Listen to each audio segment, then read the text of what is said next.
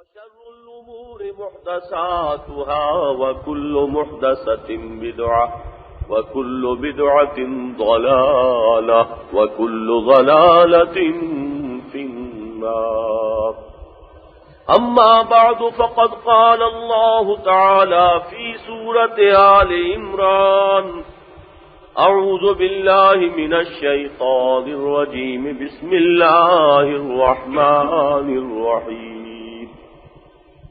وقالت طائفة من أهل الكتاب آمنوا بالذي أنزل على الذين آمنوا وجه النهار واكفروا آخره لعلهم يرجعون.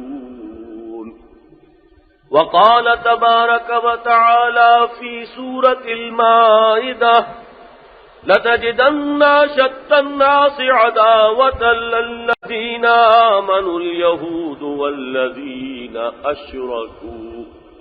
صدق الله العظيم. حضرات، کئی جمعوں سے جو گفتگو ہمارے ہاں چل رہی ہے، مجھے خود بھی اندیشہ تھا اور بعض حضرات کی طرف سے یہ خیال بھی سامنے آیا کہ اس کے سبب سے یہ مغالطہ نہ پیدا ہو جائے کہ ہم کسی فرقے وارانہ مسئلے کو ہوا دے رہے ہیں یا کسی اختلافی مسئلے کو زیادہ زیر بحث لا کر فضا کے اندر کسی قسم کی کوئی کشیدگی پیدا کرنا چاہتے ہیں. واقعہ اصل میں یہ نہیں ہے، بلکہ اس کے بالکل برعکس کہ انسان یہ سمجھے کہ اصل دشمن ہمارا کون ہے، ہمارے مابین اختلافات کی یہ آگ کس نے لگائی، اصل سازش کون سی ہے جس میں غیر شعوری طور پر دونوں طرف سے کچھ لوگ آلہ کار بن گئے ہیں، شکار بن گئے ہیں. میں نے اپنی ٹاؤن ہال والی تقریر میں بھی یہ بات عرض کی تھی کہ اگر کسی شخص کا یہ خیال ہو کہ حضرت ابو بکر، حضرت عمر، حضرت عثمان تمام صحابہ میں افضل ہے، یہ خیال اپنی جگہ 100% درست، لیکن اگر اس شخص کے اس خیال کی وجہ حضرت علی سے کوئی بغض اور عداوت ہو تو وہ شخص مردود ہے. اسی طریقے سے اگر کوئی شخص حضرت ابو بکر، حضرت عمر، حضرت عثمان رضی اللہ تعالی عنہم کو کوئی برے ناموں سے یاد کرے، کوئی تبرہ کرتا ہے، گالیاں دیتا ہے، وہ حضرت علی کی محبت کو صرف آڑ بنا رہا ہے، وہ حقیقت میں حضرت علی رضی اللہ تعالی عنہ کا محبت کرنے والا نہیں ہے. اگر ہوتا تو کبھی ممکن نہیں تھا کہ وہ اصحاب ثلاثہ کے ساتھ کوئی بغض اور عداوت کر سکتا. اصل میں یہ آگ ہے کہ جو ایک سازشی ذہن نے بھڑکائی اور وہ بھڑکتی چلی آ رہی. تو ضرورت اس بات کی ہے کہ اس سازشی ذہن کی نشاندہی کی جائے، اصل دشمن کو پہچانا جائے، تاکہ دونوں طرف سے جو انتہا پسند قسم کے لوگ ہیں ان کی جو غلطی ہے وہ آشکارا ہو جائے.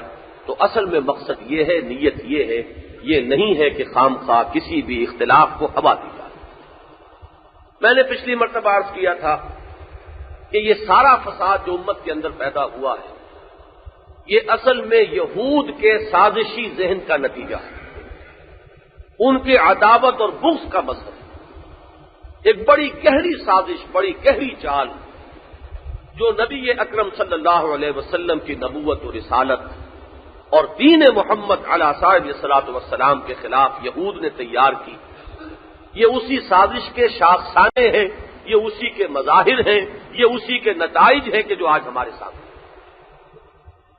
میں اس سلسلے میں ایک بات عرض کر دوں، مبادا کسی کو یہ خیال ہو کہ کیا کسی ایک قوم کی سازش جو ہے وہ اتنی گہری بھی ہو سکتی ہے. علامہ اقبال نے جو بات کہی تھی آج سے 50 سال پہلے، نصف صدی بیشتر، فرنگ کی رگے جہاں پنجے یہود میں ہے، ان کا یہ مشاہدہ تھا، ایکوٹی آف ویژن، مشاہدے کی واقعتاً یہ گہرائی ہے کہ انہوں نے اس وقت یہ بات سمجھ لی تھی کہ یورپ کی پوری فضا پر، ان کی ساری سیاست پر، ان کی تمام قومی پالیسیوں پر اس وقت یہود کی سازش کی چھاپ لگی. جرمنی میں احساس ہوا، ہٹلر نے پہچانا کہ یہ کتنی بڑی سازش ہے، کس طریقے سے یہ ہماری معیشت کے اوپر چھائے ہوئے ہیں، کس طرح یہ ہماری سیاست پر اثر انداز ہوتے ہیں. آخر کوئی سبب تھا کہ وہ انتقام کی آگ اس قدر زبردست بھڑکی ہے ہٹلر کے دل میں اور پوری جرمن قوم کے دل میں، جس کے نتیجے میں اتنے بڑے پیمانے پر کچھ تو خون ہوا ہے۔ وہ ہولوکاسٹ کے جس کو یہودی اس وقت اپنی مظلومیت کی ایک علامت بنائے ہوئے، امریکہ میں جب بھی کبھی یہودیوں کے خلاف ذرا سی کوئی آواز اٹھتی ہے اور کوئی شعور بیدار ہونے لگتا ہے کہ یہ ہمارے ساتھ کیا کر رہے ہیں، وہ فوراً وہ ہولوکاسٹ نامی پکچر دکھانا شروع کر دیتے ہیں تاکہ وہ مظلومیت کا ایک لبادہ پھر ان کے اوپر آ جائے۔ یہ تو پہلے ہی مری ہوئی پٹی ہوئی قوم ہے، اب ان پر کوئی کیا ہاتھ اٹھائے یا ان سے کوئی کیا بدلہ لے یا ان کو کیا برا کہنا ہے، مرتے کو مارے شاہ مدار۔ یہ احساس ہے کہ جس کے تلے وہ پناہ لیتے ہیں اور یہی ان کے بچاؤ کا ذریعہ بن جاتا ہے۔ آپ نے ابھی دیکھا امریکہ میں انتخابات ہوئے، کارٹر نے ذرا سی کچھ ہمت کی تھی یہود کے پنجے سے نکلنے کی، تھوڑا سا اس شخص نے اسرائیل کو کچھ مجبور کیا تھا کہ جھکے، کچھ تھوڑی سی اس کی پالیسی جو ہے وہ معقولیت کی طرف آئی، اس لیے کہ آج تک اسرائیل نے امریکن پبلک اوپینین کے سامنے جو مظلومیت کا اپنا لبادہ اوڑے رکھا ہے وہ یہ تھا کہ ہمیں تسلیم نہیں کیا جاتا، عرب ہمیں ماننے کو تیار نہیں، وہ ہماری ایگزسٹنسی کو گوارا کرنے کو تیار نہیں، لہذا ہم مجبور ہیں یہ سارا کچھ اپنی حفاظت کے لیے، اپنی مدافعت کے لیے مجبور ہے کہ یہ ساری طرز عمل ہم اختیار کریں۔ سادات اس سے آپ اختلاف کریں یا اتفاق کریں، میرا اس وقت وہ موضوع نہیں۔ سادات نے جو کچھ کیا اس نے در حقیقت ان کی اس دلیل کو ختم کر دیا۔ اب اگر ایک اتنا بڑا ملک عرب ممالک میں سے تمہیں ریکگنائز کرنے پر تیار ہو گیا ہے تو اب تمہارے پاس کون سی بنیاد ہے کہ پھر بھی تم معقولیت کی روش اختیار نہیں کرتے؟ یہ وہ چیز تھی جس کی وجہ سے بیگن کارنر ہوا ہے، اور اسی کی وجہ سے رد عمل جو ہے وہ آپ نے دیکھ لیا کہ کارٹر کا جو حشر ہوا ہے انتخابات میں، آئندہ بھی کئی جو الیکشنز ہیں اس تک اس الیکشن کی صدائے بازگشت جو ہے وہ سنائی دے گی، اور کسی صدر کے لیے بڑا مشکل ہوگا کہ وہ یہودیوں کے اثرات کو کسی درجے میں انڈر ایسٹیمیٹ کر سکے۔ تو یہ آج کی دنیا میں ہمیں یہ نظر آ رہا ہے، اتنی بیدار اور چاق و چوبند دنیا، اتنی ہوشیار دنیا، جہاں عام انسان بہت ہی معلومات اس کے پاس ہے، ذرائع معلومات کا ایک طوفان ہے، اس کے باوجود قوموں کے اوپر اس طریقے سے ان کے احساسات پر، ان کی سوچ پر، ان کے نظریات پر ایک قوم اس طرح مسلط ہو سکتی ہے۔ تو آپ سوچئے آج سے پہلے جو کچھ انہوں نے اپنی چالاکیوں اور ہوشیاریوں اور اپنی سازشی مہارت کے ذریعے سے کیا ہے، واقعہ یہ ہے کہ اس کا اندازہ کرنا آسان نہیں۔ میں نے اسی کی مثال کے طور پر پچھلے جمعے میں عرض کیا تھا، ہمارا یہ ایمان ہے حضرت مسیح علیہ السلام کی تعلیم ہرگز وہ نہیں ہو سکتی کہ جو آج مسیحیت کے نام سے پیش کی جا رہی ہے۔ کیا 1% بھی اس کا امکان ہے، 1/1000 بھی اس کا امکان ہے کہ حضرت مسیح علیہ السلام نے تثلیث کی تعلیم دی ہو؟ معاذ اللہ ثم معاذ اللہ ثم معاذ اللہ، اللہ کے پیغمبر، اللہ کے رسول، لیکن وہ کہیں توحید کے سوا کسی اور چیز کی تعلیم دے سکتے تھے؟ لیکن آج دیکھیے کہ ان کی اصل تعلیم کا دنیا میں نام و نشان نہیں۔ تعلیم موجود ہے، اناجیل موجود ہے، میں نے جیسا کہ پچھلی مرتبہ آپ کو بتایا اس میں موجود ہے یہ جملے۔ ہرگز یہ خیال نہ کرنا کہ میں موسیٰ کی شریعت کو ختم کرنے آیا ہوں، یہ موسیٰ کی شریعت لاگو رہے گی، قائم رہے گی۔ انجیل بھی موجود، یہ الفاظ بھی موجود، سرمن آف دی ماؤنٹ بھی موجود، لیکن جو شریعت ہے وہ ثابت ہو گئی۔ کس کا کارنامہ؟ اتنے بڑے بڑے کارنامے جنہوں نے کر کے دکھائے۔ میں نے گنوائی تھی آپ کو 4 باتیں کہ ذہن میں رکھیے۔ حضرت مسیح علیہ السلام کے ساتھ معاملہ ان کا کیا رہا؟ جب تک وہ دعوت و تبلیغ میں مصروف رہے، بدترین دشمنی علماء یہود نے کی، انہیں مرتد قرار دیا، انہیں کافر قرار دیا، انہیں جادوگر قرار دیا، ان کو واجب القتل قرار دیا، اور اپنے بس پڑتے تو بہرحال سولی تک پہنچا کر انہوں نے دم لیا۔ اللہ نے جو معاملہ کیا وہ معاملہ مختلف ہے۔ وما قتلوہ وما صلبوہ، اللہ تعالیٰ نے انہیں اٹھا لیا اور ان کا نزول ہوگا، ابھی وہ زندہ ہے، ان کی وہ حیات جو ہے اس کا ابھی سلسلہ جاری ہے۔ وہ نزول عیسیٰ کے بعد پھر ان کے اوپر موت جو ہے وہ فطری موت وارد ہوگی، لیکن یہ کہ انہوں نے تو اپنے بس پڑتے سولی پر چڑھوایا، اور پھر اس کے بعد جب انہوں نے دیکھا کہ ہم تو سمجھے تھے کہ مسیح کے بعد پھر یہ دین جو ہے ان کا یہ ختم ہو جائے گا، نسیہ منسیہ ہو جائے گا، ان کی توقع کے بالکل برعکس جو حواریین حضرت مسیح علیہ السلام سے جن کی تعریف کی ہے قرآن مجید نے سورہ صف میں، وہ لوگ، واقعہ یہ ہے کہ تاریخ انسانی میں محنت اور ایثار اور قربانیوں کی جو مثالیں قائم کی حواریین مسیح علیہ السلام نے، ان کی واقعہ یہ ہے کہ بڑی اونچی شاندار ان کی مثال ہے جو انہوں نے قائم کی. اس کے نتیجے میں حضرت مسیح علیہ السلام کا کہ معتقدین کا جب دائرہ بڑھنا شروع ہوا تو اب وہ یہودی سازش جو ہے اس نے ایک پیترا بدلا. ایک یہودی عیسائیت کا لبادہ اوڑھتا ہے. پال جو اپنے حضرت مسیح علیہ السلام کے اس حیات عرضی کے دوران اس وقت تک تو وہ شدید دشمن تھا، لیکن اس کے بعد جب دیکھا کہ یہ تو معاملہ جو ہے یہ مشت خاک تو ایک بڑی آندھی بنا چاہتی ہے، تو اب اس نے پیترا بدلا. اس نے کچھ خواب اپنے سنانے شروع کیے. حضرت مسیح علیہ السلام کی طرف سے مجھے بشارتیں ملی ہیں، میں اب مسیحیت اختیار کرتا ہوں. اندر سے سیبوٹاج کیا، اندر آ کر اس پورے دین کا وہ حلیہ بگاڑا ہے کہ آج وہ اصل دین مسیح علیہ السلام کہیں بھی موجود. اب وہ توحید تسلیس میں بدل گئی. جب اللہ کے رسول کو تو آپ نے خدا بنا دیا، رسول کی جگہ خالی ہوئی تو خود رسول بن گئے. پال بھی رسول، دوسرے حواریین بھی رسول، اب یہ سب کے سب رسول ہیں. آخرت کے عقیدے کو ختم کیا کفارے کے عقیدے سے. جو بھی مسیح کو مان لے اس کے تمام گناہوں کی طرف سے پیش کی کفارہ حضرت مسیح بن چکے. معاذ اللہ ثم معاذ اللہ. ایک ایک چیز کی چڑھ کاٹی. شریعت موسوی ہم پر لاگو نہیں ہے، شریعت موسوی ختم ہو گئی اور دنیا میں وہ تماشا جیسا کہ میں نے عرض کیا موجود ہے. انجیل کے قائل ہیں، انجیل موجود ہے، انجیل میں سرمن آف دی ماؤنٹ موجود ہے، حضرت مسیح کے وہ جملے بھی موجود ہیں، اور اس کے باوجود شریعت موسوی ثابت ہو گئی. اور سولی کے واقعے کے ایک بڑا حسنیہ سا بنا کر، ایک جذباتی سی چیز بنا کر لوگوں کے لیے صرف ایک جذباتی کیفیت، ایک جذباتی لگاؤ پیدا کر دیا گیا. بس وہی نشان ہے، سینے پر ہے تو صلیب کا نشان ہے. پوپ صاحب جا رہے ہیں تو ان کے ہاتھ میں عصا ہے تو وہ صلیب کی شکل کا ہے، ان کے بٹن ہے تو صلیب کی شکل کے ہیں. ان کے سارے اعصاب پر وہ جو علامہ اقبال نے کہا تھا کہ ہند کے صورت گرو افسانہ شاعر و افسانہ نویس بیچاروں کے اعصاب پہ عورت ہے سوار. تو اس پورے مذہب کے اندر وہ ایک صلیب ہے جو اعصاب کے اوپر سوار ہو گئی ہے.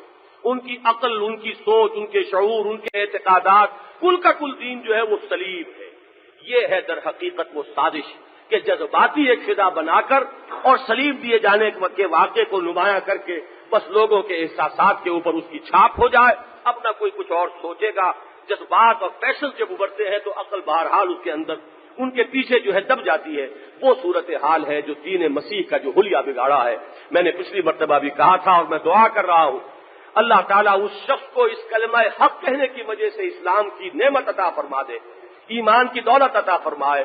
اس نے ہارٹ نے بڑے واضح الفاظ میں لکھا ہے کہ جہاں تک حضرت مسیح علیہ السلام کی زندگی کا تعلق ہے اس وقت تک مسیحیت کی حیثیت یہودیوں کے ایک فرقے اور یہودی مذہب کی ایک شاخ سے زیادہ نہیں تھی.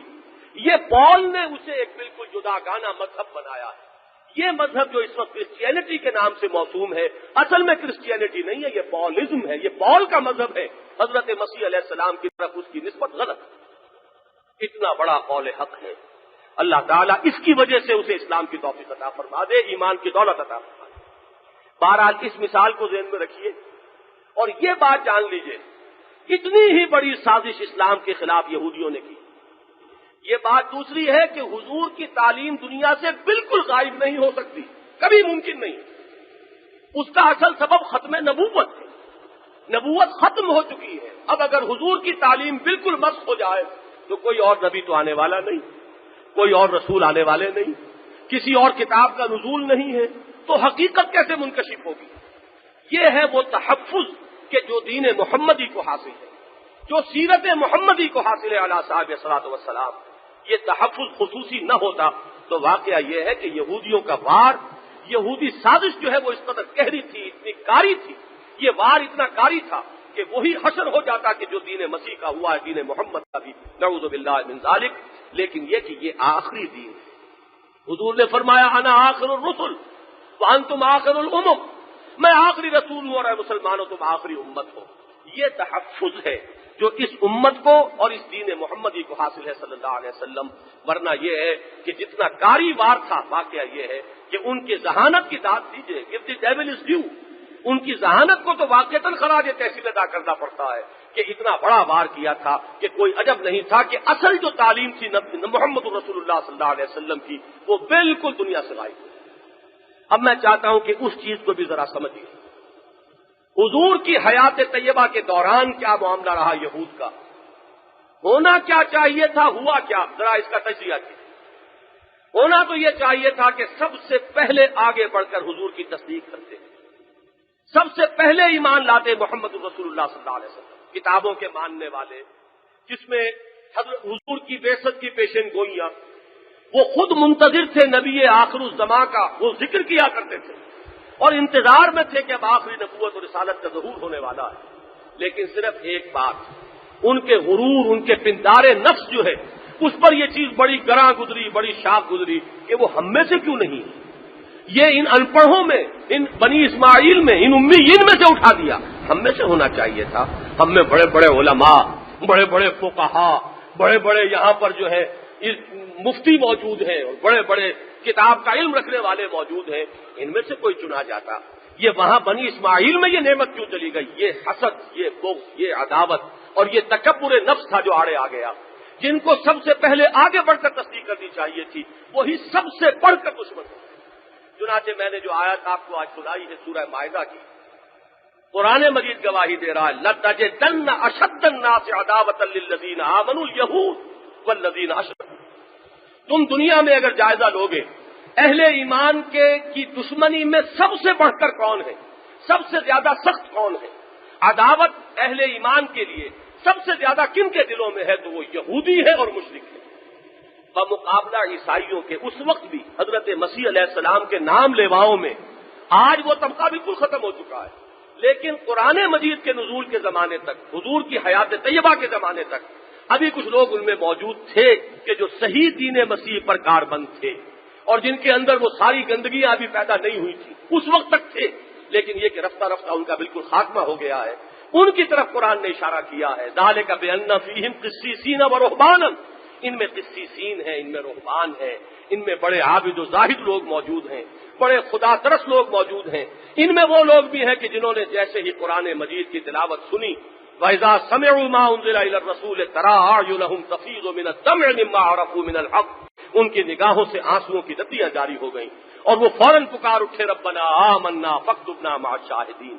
ان کے برعکس یہودیوں کا معاملہ یہ ہے، وَلَتَجِدَنَّ أَشَدَّ النَّاسِ عَدَاوَةً لِلَّذِينَ آمَنُوا الْيَهُودُ وَالَّذِينَ أَشْرَكُوا، سب سے بڑھ کر دشمنی انہی میں۔ ان کی سازشی جو ذہن کا ایک نمونہ قرآن مجید بتاتا ہے، انہوں نے مدینے میں، اب دادا کیجئے کہ ان کی ذہانت کتنی دور کی بات انہوں نے سوچی، آپس میں ایک مشورہ کر کے ایک سازش تیار کی کہ یہ جو محمد صلی اللہ علیہ وسلم اور ان کے ساتھیوں کی ایک ساکھ بن گئی ہے، جو کوئی حضور پر ایمان لے آتا ہے وہ واپس نہیں آتا، مار دو، کاٹ دو، اس کی بوٹی بوٹی علیحدہ کر دو، لیکن وہ اس ایمان کو چھوڑنے کے لیے تیار نہیں۔ اس کی وجہ سے ساکھ بن گئی ہے ایمان کی، اور محمد کی صلی اللہ علیہ وسلم اور اہل ایمان کی اس ساکھ کو ختم کرنے کے لیے ایک طریقہ اختیار کرو۔ کچھ لوگ صبح کے وقت ایمان لے آئیں، اعلان کر دیں ہم ایمان لے آئے، اور شام کو مرتد ہو جائیں، انکار کر دیں اسلام سے، کہہ دیں کہ ہم نے تو اندر جا کر دیکھ لیا ہے، کچھ نہیں ہے، گندی ہے اندر، لہذا ہم تو واپس آ گئے۔ اس طریقے سے وہ ساکھ ختم ہو جائے، وہ جو روب ہے، وہ جو دھاک بیٹھ گئی ہے مسلمانوں کی اور ایمان کی، اس کو ہم ختم کر سکیں گے۔ اس کا اشارہ قرآن مجید کر رہا ہے سورہ آل عمران میں، وَقَالَتْ طَائِفَةٌ مِّنْ أَهْلِ الْكِتَابِ آمِنُوا بِالَّذِي أُنزِلَ عَلَى الَّذِينَ آمَنُوا وَجْهَ النَّهَارِ وَاكْفُرُوا آخِرَهُ لَعَلَّهُمْ يَرْجِعُونَ۔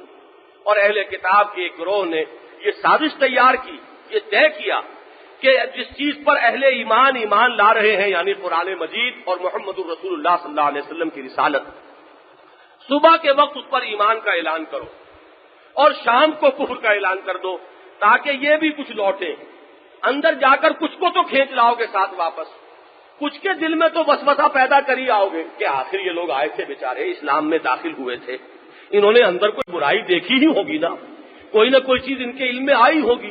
سادہ لوح لوگوں کے دلوں کے اندر کوئی نہ کوئی خیال پیدا کر دینا، کوئی وسوسہ پیدا کر دینا مشکل نہیں ہوتا۔ نیک لوگ جو ہے وہ عام طور پر ایسے چالاک لوگوں کے اعلی کار بن جاتے ہیں، وہ اپنی شرافت اور مروت میں یہ نہیں سمجھتے کہ یہ جھوٹ بول رہا ہوگا، یہ دھوکہ دے رہا ہوگا۔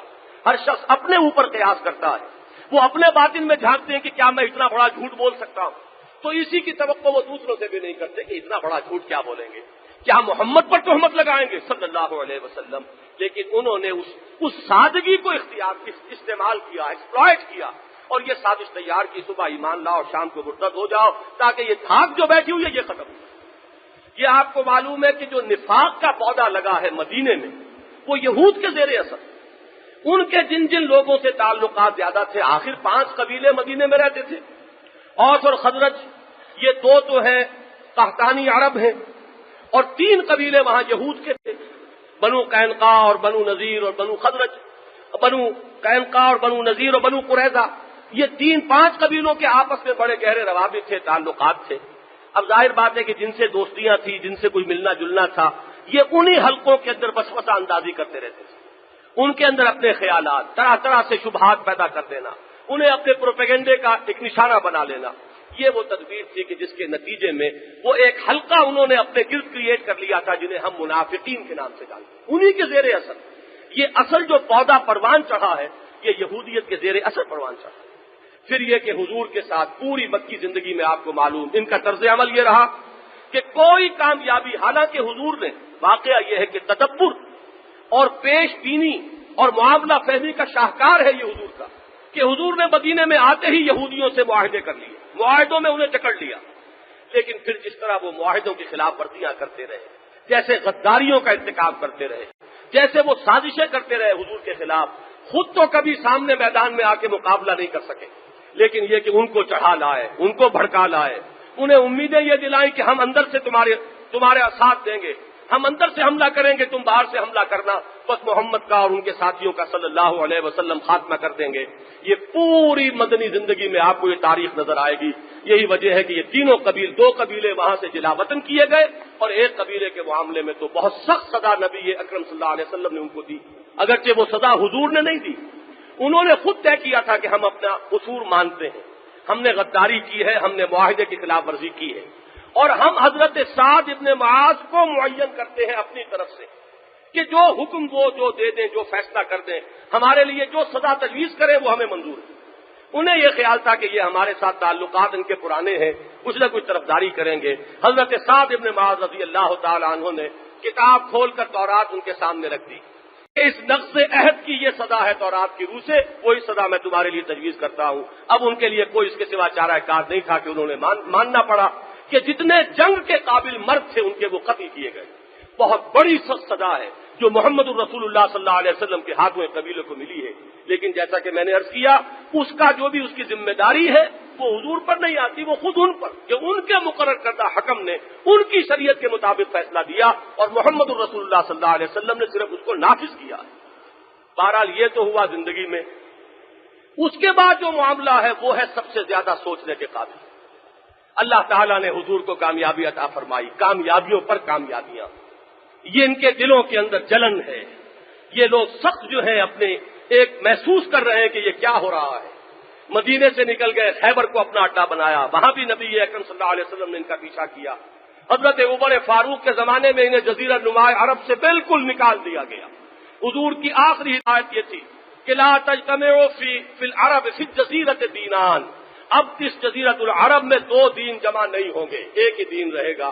لہذا حضرت عمر فاروق رضی اللہ تعالیٰ عنہ نے حضور کے اس حکم پر عمل کرتے ہوئے انہیں جزیرہ نما عرب سے باہر نکال دیا۔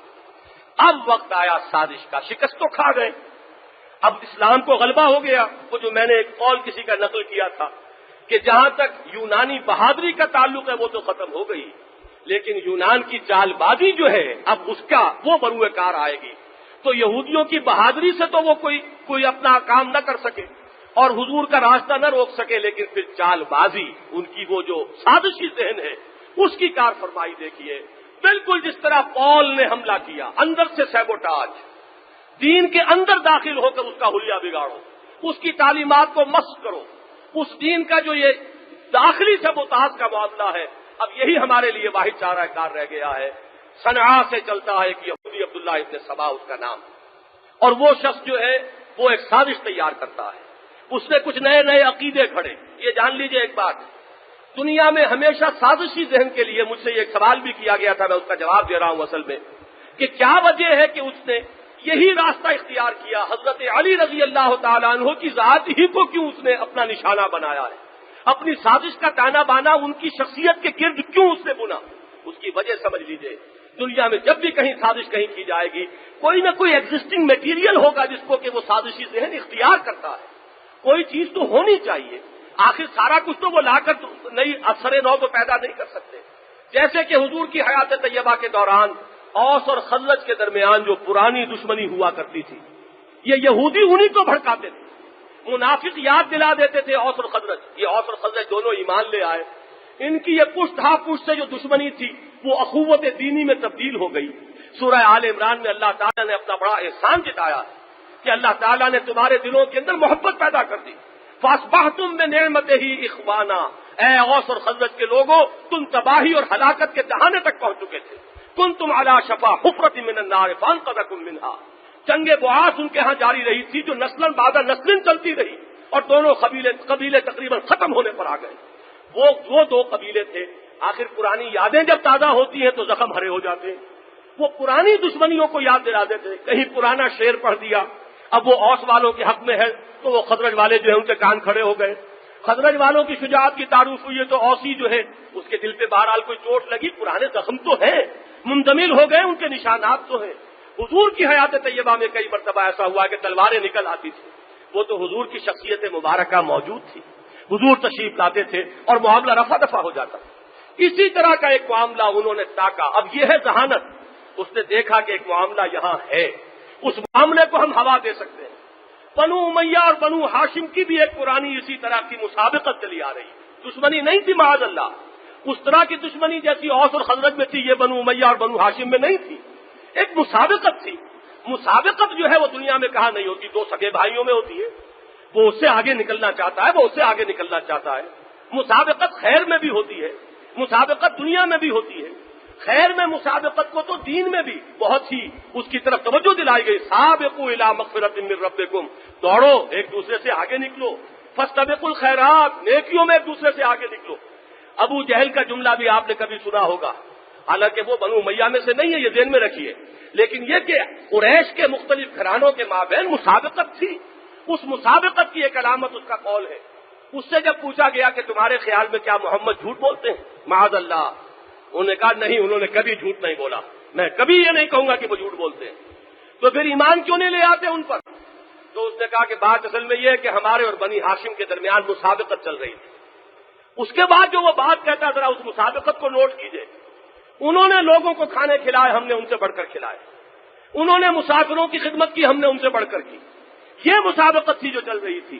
اب اگر ہم ان کی نبوت مان لیں تو ہم تو ہمیشہ کو غلام ہو جائیں گے. یہ میں ماننے کو تیار نہیں. اس نے صاف تسلیم کر لیا. میرا کبر جو ہے، میری انانیت جو ہے وہ تسلیم نہیں کر رہی، ورنہ میں محمد کو جھوٹا نہیں کہتا صلی اللہ علیہ وسلم. اس نوع کی مسابقت تھی بنو امیہ میں بھی بنو ہاشم میں بھی. دونوں زوردار قبیلے تھے. اب یہ اللہ تعالیٰ کی حکمت ہے، اس کا فیصلہ ہے، اس سے کون لڑے گا کہ عبد المطلب کے بعد، حضور کے دادا کے بعد بنو ہاشم میں کوئی زبردست شخصیت نہ رہی. زبیر بن عبد المطلب ایک شخصیت ایسے تھے جنہوں نے بنی ہاشم کی سرداری کچھ دیر تک قائم رکھی. اس کے بعد یہ ابو طالب کے پاس آ گئے. ان کی شخصیت ویسی نہ تھی، نہ ان کے پاس وہ اتنی دولت تھی، نہ ان کی وہ حیثیت تھی. لہذا رفتہ رفتہ وہ سیادت جو ہے وہ بنو امیہ کی طرف منتقل ہو گئی. جیسا ہوتا ہے گھرانوں میں، کبھی کوئی گھرانہ جو ہے زیادہ طاقتور ہے، کبھی کوئی گھرانہ جو ہے وہ زیادہ طاقتور ہو گیا. اب اس کی وجہ سے کچھ تھوڑا سا خیال، کہیں احساس تھا، کہیں موجود تھا. اس خیال کو تاکا ہے عبداللہ ابن سبا نے. اوس اور خزرج کی دشمنی کو وہ یہودی ایکسپلائٹ کرتے تھے اور منافقین ایکسپلائٹ کرتے تھے حضور کی حیات طیبہ کے دوران. اور یہ بنو ہاشم اور بنو امیہ کی جو تھوڑی بہت مسابقانہ کوئی چشمک آپس میں تھی، اس کو انہوں نے نشانہ بنایا، اس کو ہوا دینی شروع کی. اور سب سے بڑھ کر میں جو عرض کروں گا وہ یہ، حضرت علی کی ذات کو انہوں نے اصل نشانہ بنایا. حضرت علی کے بارے میں حضور کا ایک قول ملتا ہے صلی اللہ علیہ وسلم کہ اے علی، تم پر بھی وہی ظلم ہوگا جو حضرت مسیح علیہ السلام پر ہوا. ایک جماعت تمہاری عقیدت میں ظلم کرے گی اور ایک جماعت، ایک گروہ جو ہے وہ تمہاری دشمنی میں انتہا کو پہنچ جائے گی. بالکل وہ معاملہ جو حضرت مسیح علیہ السلام کے ساتھ ہوا. حضرت علی رضی اللہ تعالیٰ عنہ کی شخصیت کو انہوں نے تاکا. یہ ہے ایک شخصیت، معاذ اللہ ثم معاذ اللہ، اس میں کوئی دخل حضرت علی رضی اللہ تعالیٰ عنہ کی سوچ کو یا ان کے ارادے کو نہیں ہے. اگر ایسا آپ کہیں گے تو پھر حضرت مسیح پر بھی تہمت لگائی ہے، معاذ اللہ ثم معاذ اللہ۔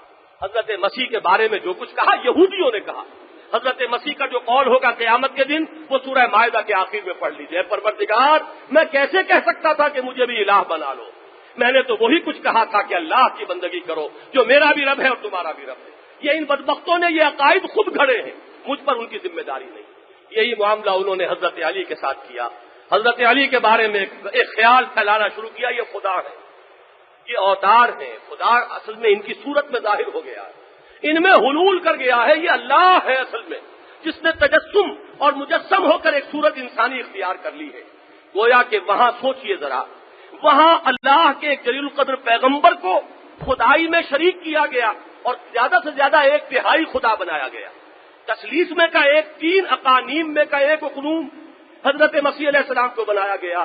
یہاں حضرت علی رضی اللہ تعالیٰ عنہ کو جو رسول نہیں ہے، ایک امتی ہیں، ان کو اٹھا کر خود خدا بنا دیا گیا، یہ اللہ ہے۔ اور یہ آپ دیکھیں گے علامہ کشی ایک بہت بڑے ماہر رجال، ان کی کتاب جو ہے رجال کشی، ہمارے جو اہل تشیع حضرات ہیں ان کے ہاں رجال کی سب سے مستند کتاب وہی، اس میں سیدنا محمد باقر رحمہ اللہ جو ان کے 12 اماموں میں سے ایک امام ہے، میں لفظ امام استعمال نہیں کیا کرتا اس لیے کہ یہ در حقیقت ہمارے نقطۂ نظر کے خلاف ہے، ہم تو حضرت کہیں گے، حضرت حسین، حضرت حسن، حضرت علی، حضرت ابو بکر، حضرت عمر، یہ جو دوسری اصطلاح ہے یہ بالکل ایک عقیدے کا فرق ہے، یہ اس کو استعمال کرتے ہیں اس لفظ کو اپنے عقیدے کے تحت، ہمارے نزدیک وہ معاملہ نہیں ہے۔ حضرت باقر رحمہ اللہ، محمد باقر، ان کا یہ قول رجال کشی کے اندر موجود ہے کہ اس عبداللہ ابن سبا نے کان یزعم کان یدعی النبوۃ لنفسہ، خود تو وہ اپنے آپ کو نبی قرار دیتا تھا، بالکل جیسے پال نے اپنے آپ کو تو رسول قرار دیا، حضرت مسیح کو خدائی میں شریک کر دیا، انہیں اوپر اٹھایا تو جو جگہ خالی ہوئی اس پر خود بیٹھ گیا۔ میں نے ہی وہی معاملہ عبداللہ ابن سبا نے کیا کہ خود کو وہ نبی اور رسول کہتا تھا، اور مزید اس نے حضرت سلمان فارسی کے بارے میں بھی مشہور کیا، یہ بھی نبی ہے، یہ بھی رسول ہے، اور باقی حضرت علی وہ تو اللہ ہے، وہ تو خود اللہ ہے جس نے یہ شکل اختیار کر لی۔ اس کتاب میں یہ موجود ہے، صفحہ 70 پر اس کا حوالہ دیکھیے گا کہ اس کے اندر یہ موجود ہے، حضرت علی کو جب خبر ہوئی بلایا اور اس شخص سے بات پوچھ کی کیا تم یہ کہتے ہو؟ اس نے کہا ہاں میں یہ کہتا ہوں، میرا یہ عقیدہ ہے۔ حضرت علی نے 3 دن تک اسے قید میں رکھا، پھر بلایا، پھر طلب کیا، پھر پوچھا تم رجوع کرتے ہو کہ نہیں اس کفر سے؟ اس نے کہا نہیں، میں گواہی دیتا ہوں تم اللہ ہو۔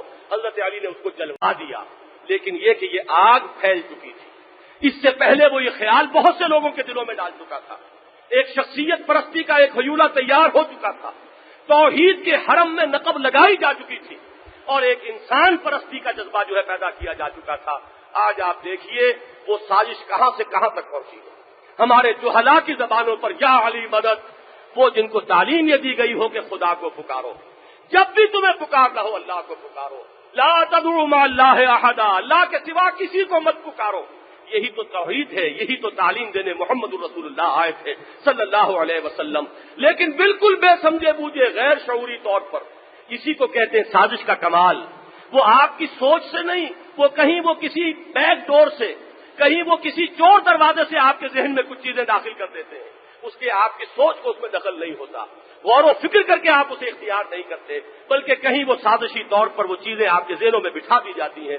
آج ہمارے جہلاء، ہمارے عوام، نہ معلوم کتنے نیک نیت لوگ ہیں جنہیں کچھ پتہ نہیں کیا کہہ رہے ہیں، کتنا بڑا شرکیہ جملہ ہے جو زبان سے نکل رہا ہے، ہر جگہ پر میدان میں جہاں کہیں نعرہ لگے گا مسلمان جو ہے وہ مدد مانگے گا تو یا علی مدد وہ پکار رہا ہے، اور علی مشکل کشا ہے، مشکل کشا اللہ کے سوا کوئی نہیں، یہی تو تعلیم دینے آئے تھے محمد رسول اللہ صلی اللہ علیہ وسلم، لیکن اس تعلیم کو کیسے ختم کیا گیا ہے۔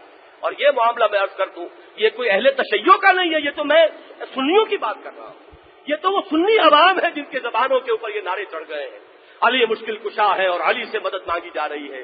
اور ہمارے ہاں شاعرانہ وہ جو انداز کچھ ہمارے شعراء نے، جن کو میں کہوں جہلاء کہوں تو غلط نہ ہوگا، حضور کے بارے میں بھی کہا کہ وہی جو مستوی عرش تھا خدا ہو کر، اتر پڑا وہ مدینے میں مصطفیٰ ہو کر، انا للہ و انا الیہ راجعون۔ انکارنیشن کسے کہتے ہیں؟ حلول کا عقیدہ کیا ہے؟ کرشن جی مہاراج کے بارے میں ہندوؤں نے اس سے بڑھ کر اور کیا کہا ہے؟ یہی تو تصورات تھے جن کی نفی کے لیے یہ دین توحید آیا تھا، لیکن یہی چیزیں آپ کو حضرت علی کے بارے میں مل جائیں گی۔ کسی نے ایسے ہی بے سمجھی میں کہہ دیا ہے، گرچہ خدا کی ذات نہیں ہے علی کی ذات، لیکن نہیں ہے ذات خدا سے جدا علی. اب ایک شعر ہے، ایک کہہ دیا گیا ہے، لیکن سننے والوں کے اوپر کیا اثر پڑے گا؟ عام شخص جب اس کو سنے گا پڑھے گا تو اس کا ذہن جو ہے وہ کدھر جائے گا؟ یا غالب جیسا شخص جو ہے کس قدر ہوشیاری کے ساتھ وہ اور کس قدر یعنی یوں کہیے کہ الفاظ کے ساتھ کھیل رہا ہے، لیکن وہ عقیدہ جو ہے وہ دے گیا ہے کہ مشغول حق ہوں بندگی بوتراب میں. حضرت علی کی کنیت ہے بوتراب، حضور کی دی ہوئی، تو میں تو بندگی بوتراب کی کر رہا ہوں، اور جب بوتراب کی بندگی کر رہا ہوں تو مشغول حق ہوں بندگی بوتراب میں. کوئی ہما اس کا عقیدہ آ گیا. حضرت علی کی ذات اور خدا کی ذات کوئی فرق نہیں ہے. علی کی بندگی کرو، اللہ کی بندگی ہو گئی. وہ چیزیں کہ جس کی جڑ کاٹنے آئے تھے محمد الرسول اللہ صلی اللہ علیہ وسلم، وہ یہودی سازش، وہ یہودی ہیلا گر، وہ روح مزدق کا بروز، نہ معلوم کس کس پہلوؤں سے وہ سازش جو ہے آ رہی ہے. اور بھی بہت سے عقائد انہوں نے ایجاد کیے، لیکن یہ ہے کہ ان کے بارے میں صرف اجمالی تذکرہ، صرف ایک جمعہ اور لوں گا آپ سے اس موضوع پر، تاکہ معلوم ہو کہ اصل میں یہ سازش کہاں سے آئی. یہ دین محمدی کے خلاف سازش ہے. اس میں لوگ کچھ سمجھ بوجھ کر، کچھ اپنی شرارت نفس کی وجہ سے، کچھ بے سمجھے بوجھے لا علمی کی وجہ سے بہ گئے ہیں، اور نتیجہ یہ ہے کہ امت منقسم ہے، انتہا پسندی بھی آ گئی ہے. کوئی انہیں گالیاں دے رہا ہے تو کوئی پلٹ کر انہیں گالی دے رہا ہے. یہ صورتحال اب پیدا ہو چکی ہے. ہر عمل کا ایک رد عمل ہوتا ہے. وہ نیوٹن کے لاز جو ہے ان میں سے بڑا بنیادی قانون یاد ہوگا کہ یہ بھی ہے، to every action there is an equal and opposite reaction. نتیجہ نکلے گا. اگر حضرت ابو بکر کو گالیاں دینے والے ہوں گے تو ایسے بھی بدبخت نکل آئیں گے جو حضرت علی کو گالی دیں گے، معاذ اللہ. لیکن یہ دونوں کس کا کام کر رہے ہیں؟ یہ عبداللہ ابن سبا کا کام کر رہے ہیں. یہ نہ ان کے محبت کرنے والے ہیں نہ ان کے محبت کرنے والے ہیں. ان کے نتیجے میں در حقیقت زد کہاں پڑ رہی ہے؟ وہ محمد الرسول اللہ پر پڑ رہی ہے صلی اللہ علیہ وسلم. اس لیے کہ دونوں ان کے پیارے ہیں، دونوں ان کے ساتھی ہیں، دونوں نے ان کا فیض صحبت اٹھایا ہے، دونوں نے ان سے تربیت حاصل کی ہے. ان دونوں کو گالی جو دی گئی تو وہ گالی در حقیقت محمد الرسول اللہ صلی اللہ علیہ وسلم کو دی جا رہی ہے. صرف یہ ہے کہ حضور کی ذات اس قدر بلند و بالا ہے، اتنی شک و شبہ سے اونچی ہے، اور اتنا اللہ تعالیٰ کی طرف سے حفاظت خصوصی کا اہتمام ہو گیا ہے، اس لیے کہ وہ آخری رسول ہے کہ ان کو گالی نہیں دے سکتے. ان کی بجائے ان کے صحابہ کو، ان کے تربیت دیے ہوئے لوگوں کو گالیاں دی جا رہی ہیں. لیکن نتیجہ تو در حقیقت وہی نکل رہا ہے کہ جو حضور کو گالی دینے سے نکلتا. قرآن کی تعلیم تو یہ تھی کہ اے مسلمانوں، یہ جو مشرک ہیں، ان کے جو یہ مزعومہ معبود ہیں، خیالی معبود، ان کی کوئی حقیقت نہیں، ان کو بھی گالی مت دو. مبادا وہ پلٹ کر حمیت کے اندر وہ اللہ کو گالی دینے لگے. تم اپنے اس غلط طرز عمل کی وجہ سے انہیں اللہ کو گالی دینے پر ابھار دو گے. یہاں یہ ہے کہ دونوں طرف ہمیں وہ انتہا نظر آ رہی ہے. تو اللہ تعالیٰ اس انتہا پسندی سے بچائے اور اصل حقیقت کو دیکھنے کی توفیق عطا فرمائے، اصل دشمن کو پہچاننے کی توفیق عطا فرمائے، تاکہ اس کے ہتھ کنڈوں سے باخبر ہو کر ہم اپنے آپ کو محفوظ رکھ سکیں. بارک اللہ لی ولکم فی القرآن العظیم ونفعنی وإیاکم بالآیات والذکر الحکیم.